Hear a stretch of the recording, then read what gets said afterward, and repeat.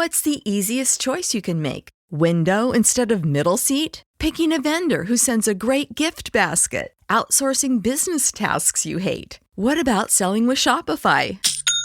Whether you're selling a little or a lot, Shopify helps you do your thing, however you cha-ching. Shopify is the global commerce platform that helps you sell at every stage of your business. From the launch your online shop stage to the first real-life store stage, all the way to the did we just hit a million orders stage. Shopify's there to help you grow. Whether you're selling scented soap or offering outdoor outfits, Shopify helps you sell. Wherever and whatever you're selling, Shopify's got you covered. Sign up for a $1 per month trial period at shopify.com/try. Go to shopify.com/try now to grow your business, no matter what stage you're in. Shopify.com/try.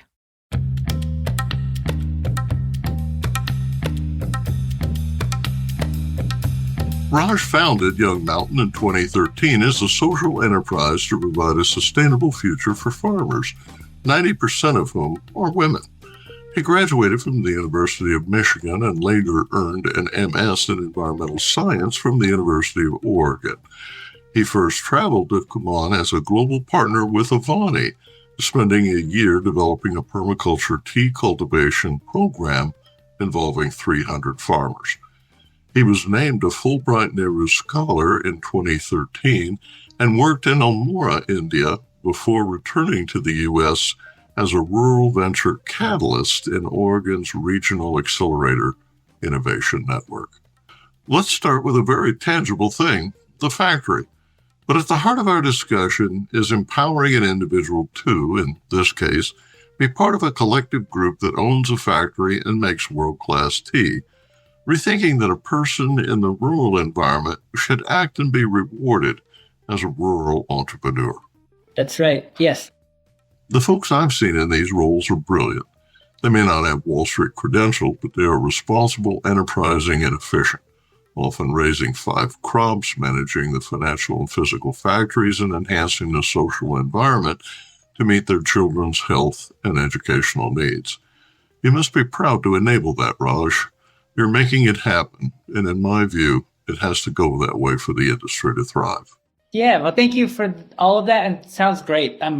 What you're saying, those underlying things around empowerment and rural entrepreneurship as a different way to view a farmer, that is very much why I'm doing this work. Let's go through the tactical stuff of setting up factories, but I'm looking forward to that part of the conversation. The factories in these villages are more than physical structures. They're a source of income and pride. Factories are also a marketing identity, a location to anchor their brand, and a place to associate with Kumaon's unique terroir. The reason to set up this factory is the same reason that I started the company, which is to figure out a way for rural communities in the Himalayas to continue to thrive as they have for centuries, as opposed to just fighting for their own survival, which is what they're doing now. And so, in my view, if we don't figure out how to support farmers, then we are actually undermining our own future, because we depend on the work of a farmer 3 times a day, every single time we eat. So if their livelihoods are not working for them, then we as consumers of food don't have much of a future either. So I don't see the work of working with farmers separate from my own survival. And that's why we need to set up this factory, to make sure that we're creating pathways for farmers to earn enough to actually support themselves. Not just in tea, in other foods products as well, but tea is the one, of course, that we as a tea company care the most about. So what makes tea unique in this region? The quality of Kumaon teas is tied to a handful of factors. The first is the growing conditions for the tea plant. The British planted tea here first, as I mentioned, in the 1860s. And Sarah Rose, in her book, For All the Tea in China, identified how the first ever Indian-grown tea to get drunk in Europe came right by the same area. It's technically not Kumaon, but it's right adjacent to it. So there's a very rich and storied history to the tea plant doing well in these soils. And today what exists on the cultivar level is a direct lineage of those initial plantings. A number of the plants growing in our primary partner Desmond's Tea Garden are original China bush planting from seed from the 1860s.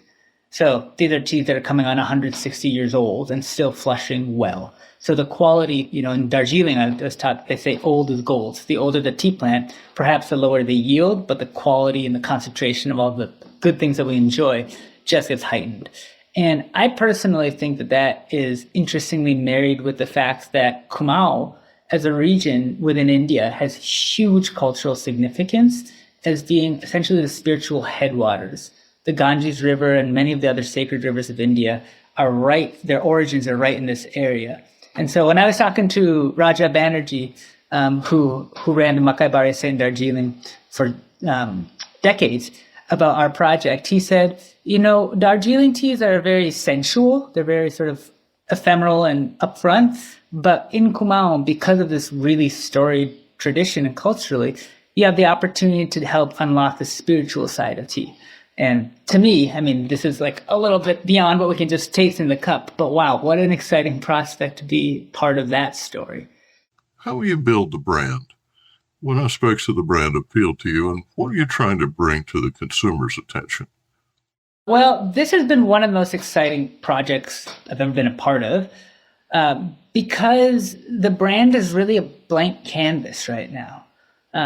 And so what we're trying to do is work very closely with our farmer partners to help bring a brand that resonates both for their local culture as well as for global markets. And so our role is being bridge builders to help connect these fairly different worlds.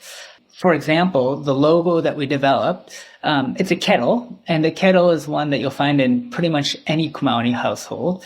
And the mudra on it, the hand gesture that we have included, is one that is intended to be a very welcoming and inclusive one. And so, going deep into the culture, working with farmer partners to make sure we're designing something that is in line with something that they'd like to celebrate, and then bringing out into the world is how we do that. Will you describe how the Young Mountain brand has evolved due to its close ties to Kumaon? So where we're at in our journey is working our way up the supply chain. Previously we were traders buying finished goods from established factories, and wonderful established factories from all over India and Nepal, but fundamentally they were already up and running. Now we're taking it a step further up by having co-ownership with the farmers on a factory. And that we're trying to introduce the appropriate amount of technology to advance. For example, it's going to be a solar powered factory for everything except the drying machines. We've got a color sorter that's like state of the art that'll help make sure the finished teas are really strong. And all the rolling machines and shaping and carding machines that we brought over are state of the art as well. And so the technological interventions we've had to date have been primarily in the processing realm, because that's really where we are in our journey. However, one of the things that came out of our work was recognizing that in order for this to work, both for this factory to have enough tea to make and for the farmers to have enough income to support themselves, they'll have to increase their yields significantly. Because one of the biggest challenges in Kumaon is that it's incredibly low yield. And Nigel Melican has been our consultant working with us for the last couple of years on this project. And he said in his 40 years of growing tea around the world, he's never seen yield this low.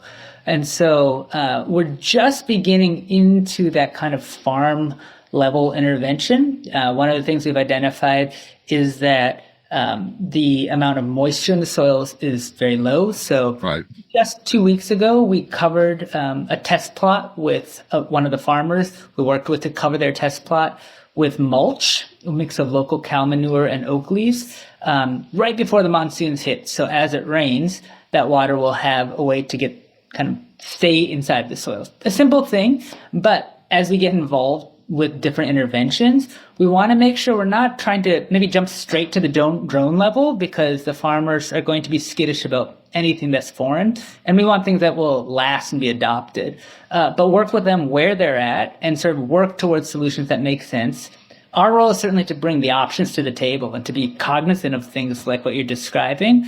But it's also to make sure that we're bringing them into the communities that we work with in a way that will both work for them in day one, and especially because this is a remote area, work in 10 years. And so the maintenance component of a lot of technological pieces is something we're very mindful of, because if we can get a grant or something to maybe buy an initial set of tools for the farmers, But if they break down and they need to get repaired and they have to work with people from outside the area, the likelihood that those things are actually going to be used as tools and not become like props to hold up some other part of machinery is very high.